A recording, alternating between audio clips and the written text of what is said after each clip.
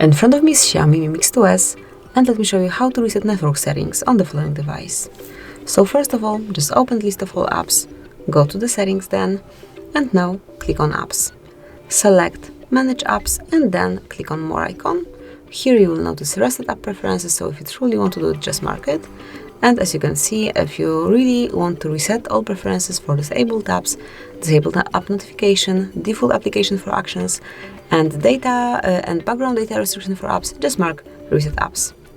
And that's it. It has been already done, so as you can see, the process is pretty quick and easy. Thank you for watching. Please subscribe our channel and leave the thumbs up.